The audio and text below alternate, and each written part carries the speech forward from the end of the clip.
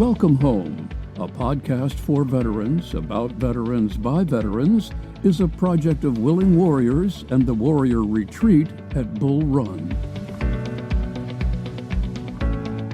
Good morning. I'm your host, Larry Ziliox, Director of Culinary Services here at the Warrior Retreat at Bull Run. And this week, our guest is Lois Hobby. She's a dear friend of mine who I've known for, I believe, 45 years. She and I met when I was stationed on Guam, and she would fly through and every once in a while touch down and visit us. And she was one of the first of two active duty flight engineers, female flight engineers on the C-141 transport aircraft. So I asked her to join me and to talk a little bit about what that was like to be sort of a pioneer, to be one of the first in a pretty much an all-male career field. So Lois, welcome to the podcast. Thank you, Larry. It's to be fun being here, I think.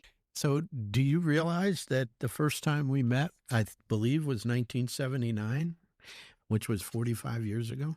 Yes, I remember that because I had only been flying for, depending on what time of the year we met, it had to be 8 months that I was so brand new. And so when did you join? I'm from Montana, so I joined delayed enlistment October 9th, 1973, and I went active duty January 9th, 1974. And what did you do before you flew in the 141s? I was a vehicle operator and dispatcher, which led me to being a kilo tractor driver on the flight line at an Air Force Base. And I did for 8 months. And all of a sudden, the transportation squadron at Norton said, hey, she's not supposed to be in the aid shop, is air ground equipment. She's supposed to be in transportation. So I was moved to the transportation squadron and became a taxi driver, more or less. Wow. And so the chance comes up for you to go to school to be a 141 flight engineer. What was that like? Well, that's a really complicated story because I was a crew bus driver, if you will. I picked up crews on the flight line and took them to their squadrons after their aircraft landed. And at that time, the only females in the aviation career field were female pilots. Mm. And I wanted to fly, so I went to our career ops in, the career ops. Do you remember where you would go talk to personnel and talk about, could I cross-train to something else? And I remember this so specifically. I went in to talk to them and I said, I want to be a load master. I was going to start out to be a load master. Mm-hmm. And the sergeant that I was talking to, he got up from his desk and he walked over and looked out the window like he was looking at the future. And he said, women will never fly on the C-141. Okay. Thank you for your assistance, which has only put like a burr under my saddle. Yeah. So I had to, by this time I had become friends with people in the 730th at the time, which is the reservist. And they told me active duty couldn't help me, not even with getting a physical if I was qualified to be an aviator. Mm. And the reservist said, oh, sure, we can get you a physical. Because I thought, why would I pursue this if I'm not physically capable to fly? Right. And through the reservists who were friends, they kind of got me a physical, which I qualified for. And then I began writing letters to my congressman and, try to get some sort of attention to get into a school. And it's really very complicated because I've taken a course. I was getting ready to get out of the Air Force because I thought if I can't fly, there's really no reason to stay in any longer. Mm-hmm. And going through this course, it was a course to help you. Larry, do you remember the test we took that said that helped us in jobs when we first got in, where you took scores for your general, your electric, your mechanical, Yeah. and your administrative skills? Yeah. So I was taking this little course to retake that test and get better scores so that my career opportunities would be better. Mm-hmm. And while I was in that class, I met 3 crew members that were already loadmasters. Some time passed, and when I was starting to apply to be a loadmaster in the Air Force, I would apply and my application would be rejected. And then I had to wait a period of time, and then I'd apply again and my application was rejected. And then one day I just happened to be home and I got a phone call from one of those gentlemen that I had met, and he told me, he said, "Lois, are you still interested in flying?" And I said, "Oh, absolutely." He goes, "Would you like to be a flight engineer?" And I said, "There's a problem."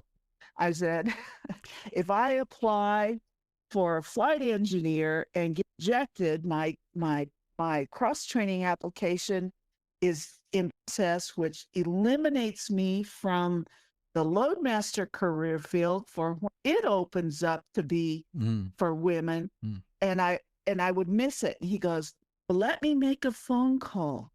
And so he did, and he got back to me, I don't know, the next day, and he said, I called Scott Air Force Base and I told him who you were. And they said, "Oh, we know her name because we have been receiving her applications to fly." And we looked at her AQE. That's what it was, the AQE scores. And they said, if she applies to be a flight engineer, we can almost positively say she's accepted because her scores are high enough.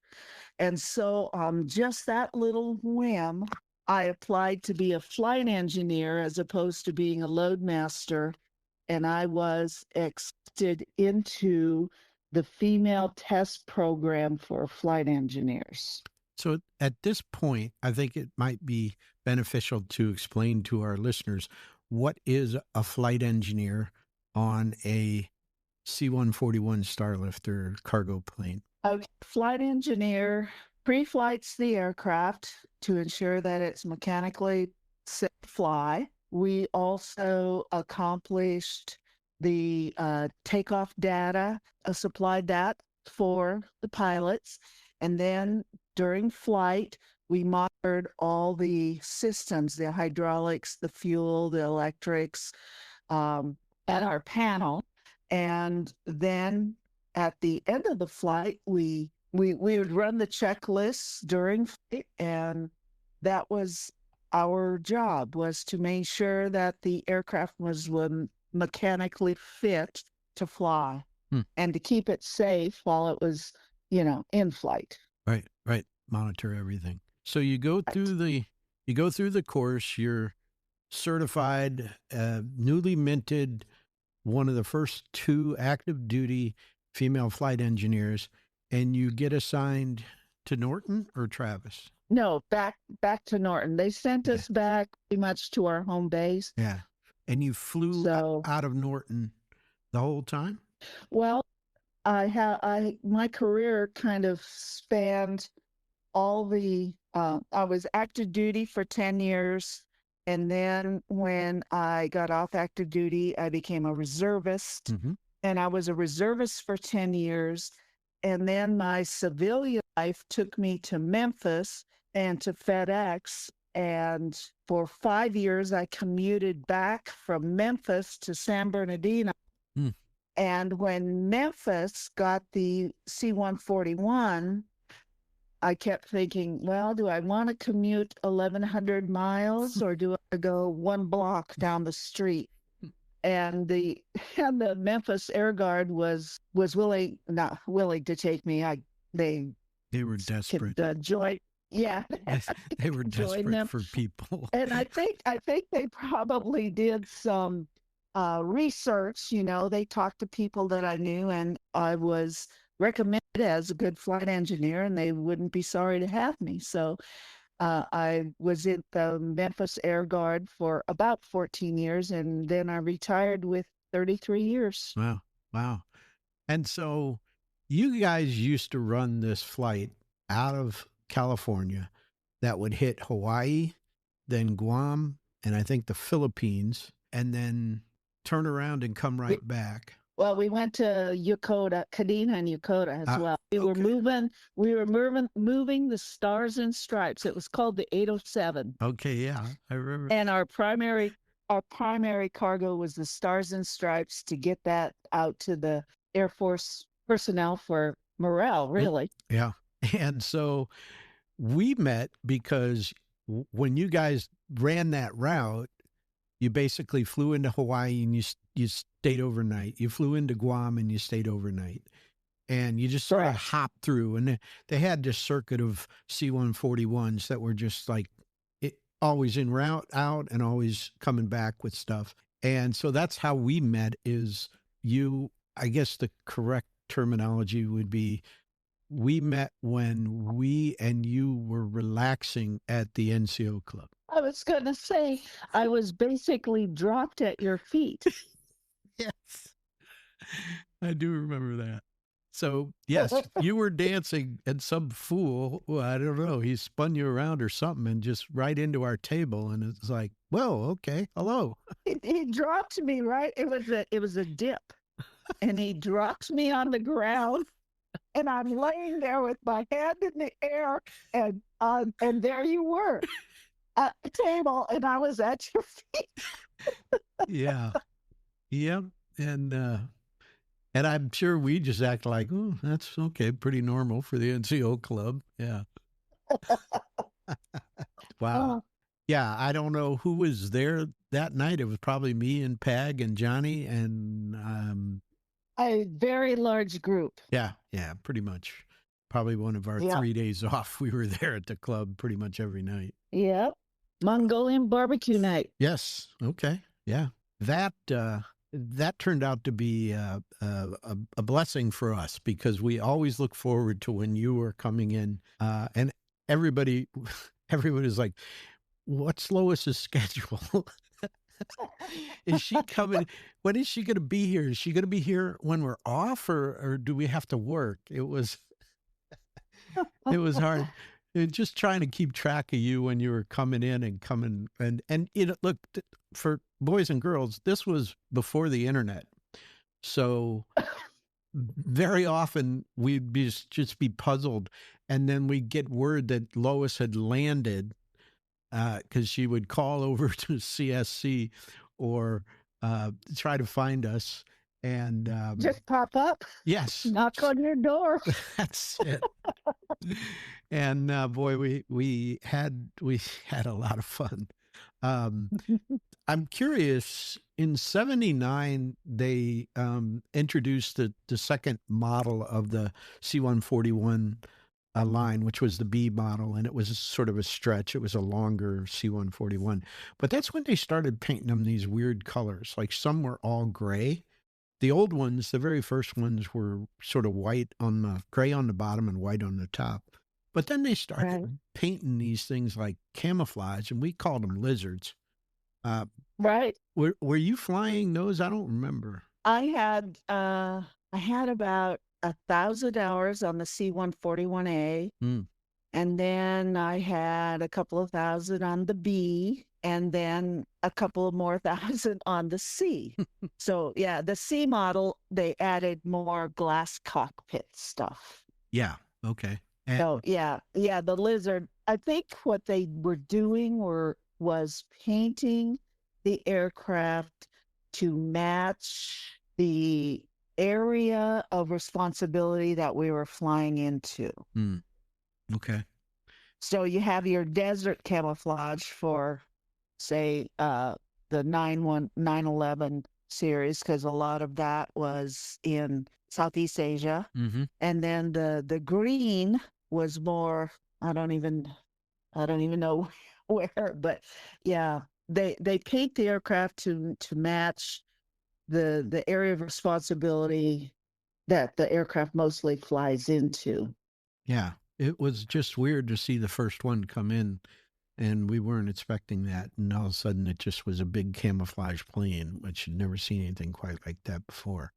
Um, what what was it like for you to be one of the first female flight engineers in a predominantly male career field? And was there pushback on that? Or, I mean, flight crews Well, tend to be pretty close.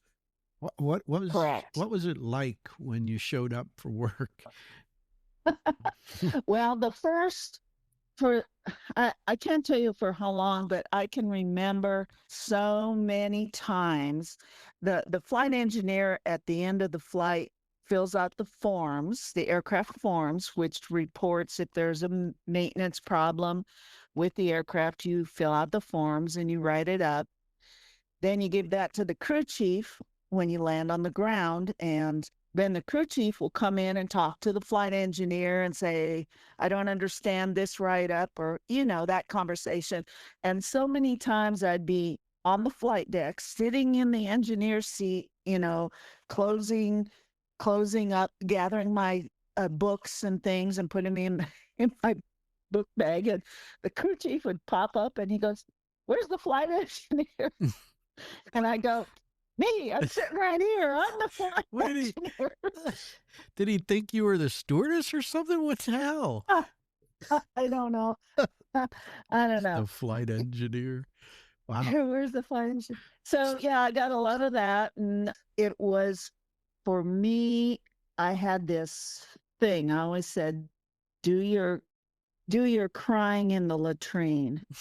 Because if they saw a weak spot, they would go for that like, you wouldn't believe. Yeah. So you never show a weakness, or you were going to get your juggler bit. Do you think, I mean, obviously the career field is wide open now for female service members, that loadmaster, of course, and crew chiefs and just about anything on the flight line, really. Right. When did you retire? I retired in 2003.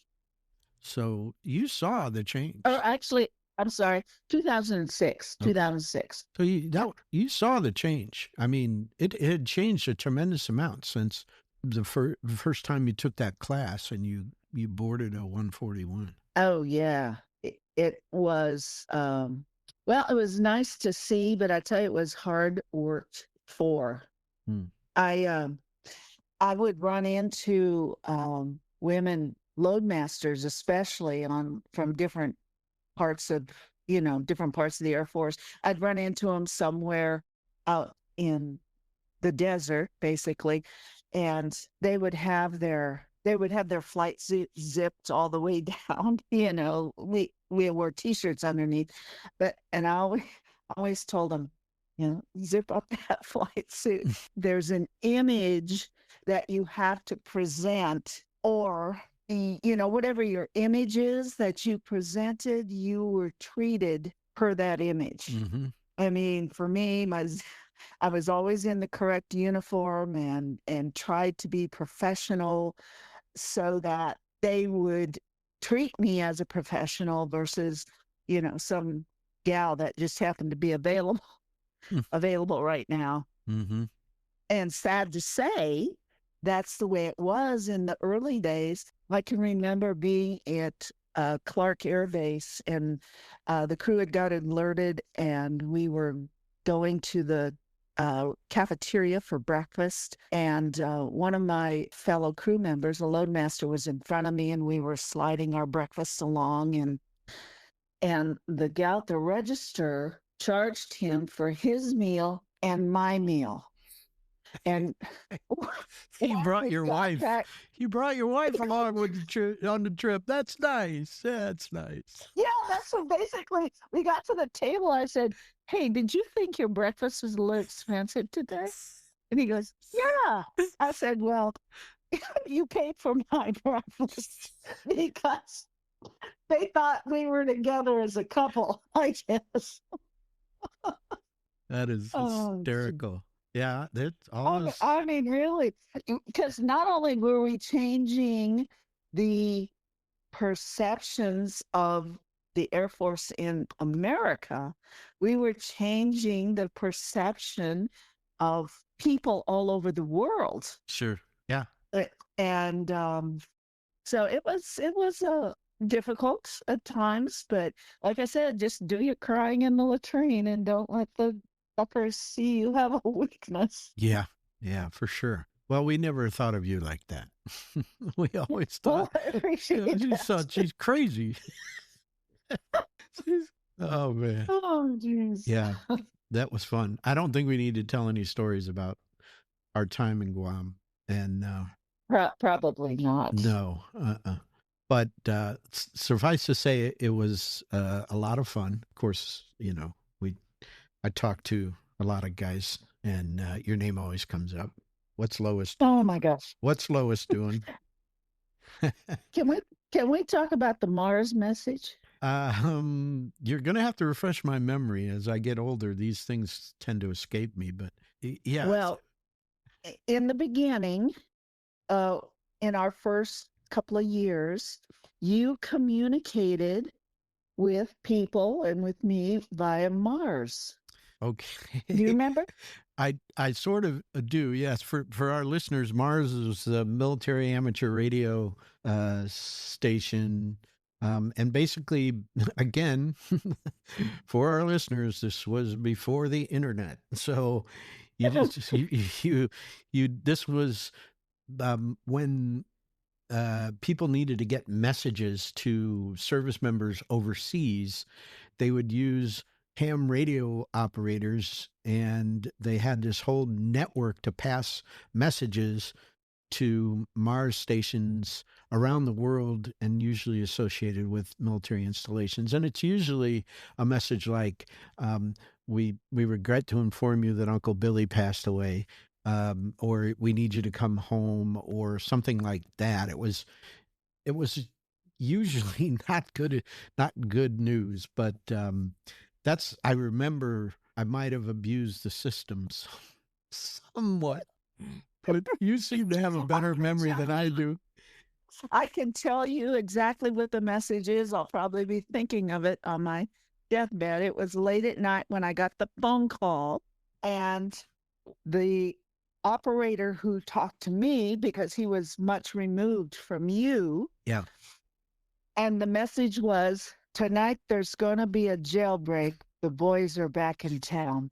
I don't know. We had been somewhere, and I said, we got to let Lois know we're back in case she has a flight out. Oh, yeah. Okay. Well, that probably, I'm sure the guy was like, what kind of message is this? That's exactly what he said to me. He says, "I don't know what this means, but," and then he said, "Tonight there's going to be a jailbreak. The boys are back in town." And I said, "I know exactly what that means." Well, it's part of a Thin Lizzy song, but yeah. Okay. Yes, it is. Well, yeah, it was, times, it was different back then. Well, let's just say that. Yes, it was. So that was before the internet. It was all different, really. Well, listen, I just wanted to thank you for coming on and talking and sort of telling us about your amazing career. I mean, you were a pioneer. You were a trendsetter. You were there at the beginning when this plane was not very old back then. I mean, his first ones rolled out, I think, in '65, but Right. then But you, Well, Larry, they said you got to be tough to fly the heavies. that's right. That's right. And look, those are sketchy planes, I always thought, but I I didn't fly in many of them, just a few. And I remember one flight I took. I do remember this. I got on board and we were probably an hour into flight. I think I was going to Hawaii and, or I might have been coming back to Guam. And I said to the crew chief or the load master, somebody was there, we started talking and I said, yeah, you ever fly with Lois? And he goes, yeah, Lois, yeah, of course, yeah. And he got on the intercom there. He put his headset on. He started talking. Next thing you know, the pilots wanted me to come up, and I got to sit in the jump seat for most of the flight.